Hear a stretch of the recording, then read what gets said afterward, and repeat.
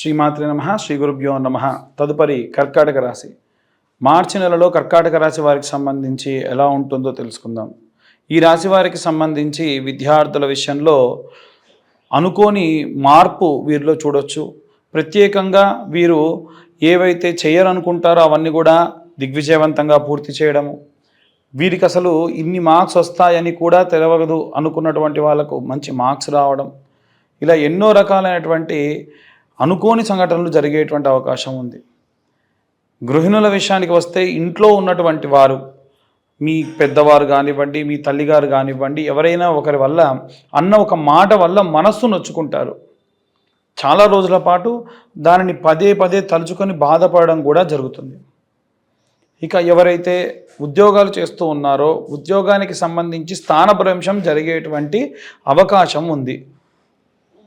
ఈ స్థానభ్రంశం అనేటువంటిది మీ యొక్క ఆఫీస్లోనే ఇంకో చోటికి మారచ్చు, ఈ కంపెనీ నుంచి ఇంకో కంపెనీకి మారచ్చు, ఏవైనా జరగచ్చు. ముఖ్యంగా వ్యాపారస్తులు ఎవరైతే ఉన్నారో వ్యాపారానికి సంబంధించినటువంటి వ్యాపారాభివృద్ధి కోసము ఏదైనా వస్తువులు అమ్మడం కానీ, ఏదైనా స్థలమును అమ్మడం కానీ, లేదా తాకట్టు పెట్టడం కానీ ఇలాంటివి చేస్తారు. దయచేసి మార్చి ఎండింగ్ అంటే ఏప్రిల్ తర్వాత వరకు ఆగండి. ఇప్పుడున్నటువంటి కాలము మీకు అంత శ్రేయస్కరంగా, మీకే కాదండి ఏ రాశి వారికి కూడా అంత శ్రేయస్కరం కాదు. ఇక ఎవరైతే సినీ రాజకీయ రంగాల వారు ఎవరైతే ఉంటారో వారు ధన వ్యయం చేయడము, అనవసరమైన వాటి కోసమై ధనం ఖర్చు పెట్టడం, తర్వాత బాధపడడం, ఇంకా చెప్పాలంటే నీటిలా ధనాన్ని ఖర్చు పెట్టేటువంటి వాళ్ళు అధికంగా ఉంటారు. ముఖ్యంగా చూసుకున్నట్టయితే రైతులు, చేతి వృత్తులు, కుల వృత్తులు చేసుకునేటువంటి వారికి వీరు చాలా అమాయకంగా ఒక లోకంలో ఉండేటువంటి వాళ్ళు. వీరిని మోసగించే వాళ్ళు చాలా సులువుగా మోసగిస్తారు. కాబట్టి వీలైనంత వరకు కూడా ఎవరిని నమ్మకండి. మిమ్మల్ని మోసం చేయడానికి ఎవరో ఒకరు సిద్ధంగా ఉన్నారు. అది మీరు ధాన్యం అమ్మేటప్పుడు దళారీ కావచ్చు, ఏదైనా వస్తువు తయారు చేసేటప్పుడు వస్తువు తీసుకునే వాళ్ళు కావచ్చు, కుల వృత్తుల్లో ఉన్నటువంటి వాళ్ళు, బ్రాహ్మణుల్లో ఉన్న వాళ్ళు కూడా వారంతటి వాళ్ళపై వారి బ్రాహ్మణత్వాన్ని చేసుకుంటుంటే మొదలు ధనం ఇస్తానని తర్వాతకి పూజ అయిన తర్వాత ఇవ్వకుండా ఆపిన వాళ్ళు చాలామంది చాలా సందర్భాలు ఉన్నారు. కాబట్టి ఎవరిని నమ్మకండి. ఏదైనా సరే డబ్బుకు సంబంధించి ముందుగా చేసుకోవడం చాలా మంచిది. ఇక ఎవరైతే పిల్లల దగ్గర లేకుండా వృద్ధాప్యంలో ఉన్నటువంటి వాళ్ళు ఎవరైతే ఉన్నారో దయచేసి మీరు నరాలకు సంబంధించి ఇబ్బందులు ఎక్కువగా ఉన్నాయి, బరువులు మొయ్యడం, ఎక్కువ దూరం నడవడం, ఇలాంటివి మానుకోవడం మంచిది. అలాగే విడాకులకే ఎదురు చూస్తున్న వాళ్ళు, వివాహం కాకుండా ఇబ్బంది పడుతున్నటువంటి వాళ్ళు, వీరందరూ కూడా చాలా క్రూషియల్ స్టేజ్ అన్నమాట ఇప్పుడున్నటువంటి పరిస్థితి. అవతల వాళ్ళకి కూడా ఎలా ఉంటుందనంటే తొందరగా కేసు క్లోజ్ అయిపోతే బాగుండు అనే ఆలోచన వారికి కూడా ఉంది. కాబట్టి వీలైనంత వరకు కూడా శ్యామలాదేవి యొక్క అమ్మవారికి సంబంధించినంత వరకు కూడా దేవాలయం ఉంటే వెళ్ళి అమ్మవారిని అర్చన చేసుకొని, వీలైతే అమ్మవారి దగ్గర మరకత వర్ణం అంటే చాలా ఇష్టం కాబట్టి కుబేర కుంకుమ అని ఉంటుంది, ఆ కుబేర కుంకుమ ధరించి వెళ్ళండి, చాలా మంచి జరుగుతుంది. ఇక విదేశాల్లో చదవడానికై, విదేశాల్లో ఉద్యోగం చేయడానికి వెళ్తున్నటువంటి వాళ్ళు ఎవరైతే ఉన్నారో మీరు ప్రయాణం అయిన తర్వాత అక్కడికి వెళ్ళిన తర్వాతకి మీరు ఏవైతే ఊహించుకుంటూ ఉన్నారో అక్కడికి వెళ్తే ఏముంటుంది, అంతా మనకి వడ్డించిన ఇస్తరాకు అని ఏదైతే అనుకుని ఉన్నారో అవన్నీ జరగవు.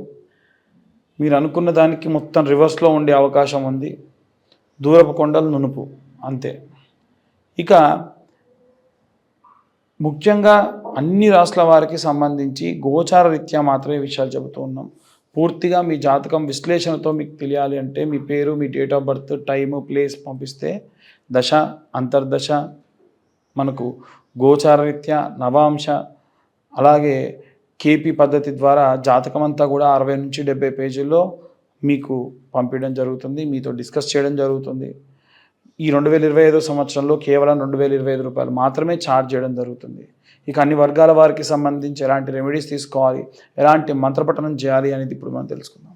విద్యార్థులు, గృహిణులు, సినీ రాజకీయ రంగాల వారు, ఉద్యోగస్తులు, వ్యాపారస్తులు, వివాహం కానివారు, వివాహమై కోర్టు వ్యవహారాల్లో చిక్కుకొని ఉన్నవారు, చేతి వృత్తులు, కుల వృత్తులు చేసుకునేవారు, రైతులు, ధాన్యం పండించేవారు, పిల్లలు దగ్గర లేకుండా వృద్ధాప్యంలో ఉండేటువంటి వాళ్ళు, విదేశాలకు ప్రయాణం అయ్యేవాళ్ళు, విదేశాలకి ప్రయాణం అయ్యే విద్యార్థులు, ఉద్యోగస్తులు, వీరందరికీ సంబంధించి ఎలాంటి రెమెడీస్ తీసుకోవాలి, ఎలాంటి మంత్రపఠనం చేయాలి, ఎలాంటి దేవతార్చన చేయాలో తెలుసుకుందాం.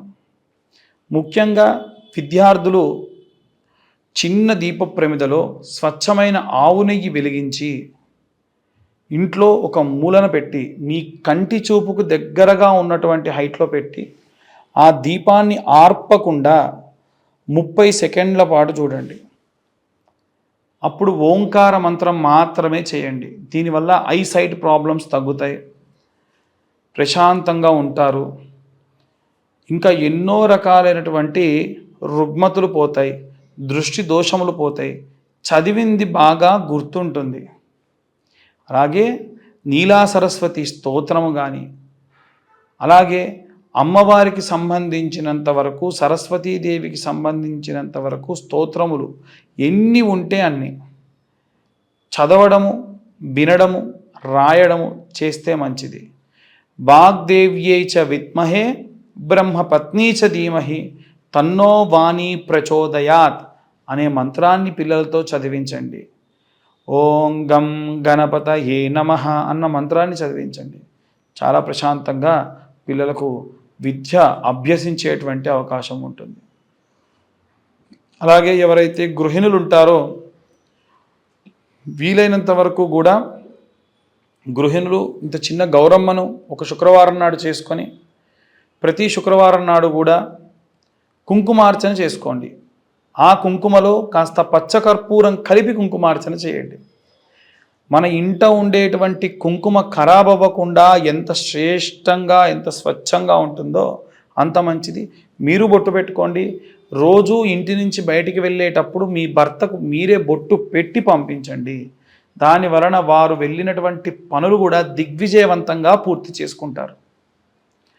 అలాగే ఎవరైతే ఉద్యోగం చేసేటువంటి వారు ఉన్నారో, ఉద్యోగస్తులు ఉన్నారో, మీ ఉద్యోగంలో ఏమైనా విపరీతమైనటువంటి ఆటంకములు ఉంటే ఇందాక కుంకుమార్చన చేసేటప్పుడు దుర్గా కవచంతో కుంకుమార్చన చేసుకోవడం మంచిది, అది చెప్పడం మరిచా. అలాగే ఉద్యోగం చేసేటువంటి వాళ్ళు కాలభైరవాష్టకాన్ని చదువుకోండి నిత్యం అసుర సంధ్యా సమయంలో. పంచాక్షరి మంత్రం ఓం నమ శివాయ అనే మంత్రాన్ని చదువుకోండి.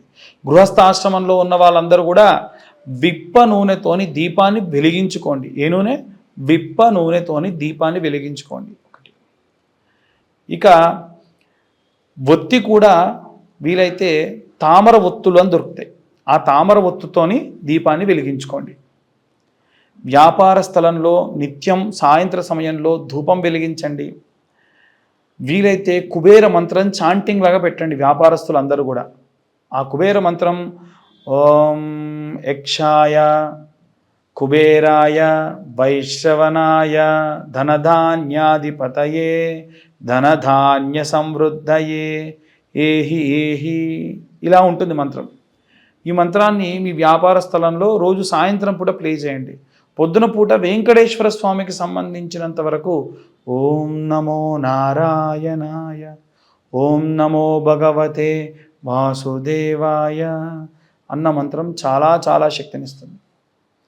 ఇక ఎవరైతే రైతులు, చేతి వృత్తులు, కుల వృత్తులు చేసుకునేటువంటి వారు ఉన్నారో వీరు రోజు దీపారాధన చేయండి. మీ ఇష్టం ఏ దీపంతో చేసినా పర్లేదు. మీరింటి నుంచి బయటికి వెళ్ళేటప్పుడు దీపారాధన చేయండి. వారానికి 2 సార్లు, మంగళవారం నాడు అలాగే ఆదివారం నాడు కొబ్బరికాయ దేవుడి దగ్గర కొట్టి నైవేద్యంగా తినండి. అలాగే ఎవరైతే వివాహం కాకుండా ఇబ్బంది పడుతూ ఉన్నారో ఈ మాసంలో వీలైతే అబ్బాయిలైతే కన్యాపాశుపతం, అబ్బాయిలైతే వరపాశుపతం అనేటువంటి రుద్రాభిషేకం, రుద్రహోమం చేయించుకోండి. విశేషంగా వివాహం జరుగుతుంది. మీకు దగ్గరలో ఉన్న అర్చకులతో చేయించుకోండి, మాతోనే చేయించుకోమని చెప్పను. మాతో చేయించుకోవాలంటే కింద ఉన్న నెంబర్కి కాంటాక్ట్ చేయొచ్చు. అలాగే ఎవరైతే ఈ యొక్క వివాహమై విడాకులకై ఇబ్బంది పడుతూ ఉన్నారో వారు దక్షిణామూర్తి స్తోత్రం చదువుకోవడం మంచిది. కోర్టు వ్యవహారాలు కేసుల్లో ఎందులో ఉన్నా దక్షిణామూర్తి స్తోత్రం చేయడం మంచిది. ఇంకా వీలైతే చండీ హోమం చేయించుకుంటే చాలా చాలా మంచిది. ఈ చండీ హోమము పూర్తిగా దేవాలయంలో చేయించుకుంటేనే అత్యధికమైనటువంటి ప్రతిఫలం లభిస్తుంది.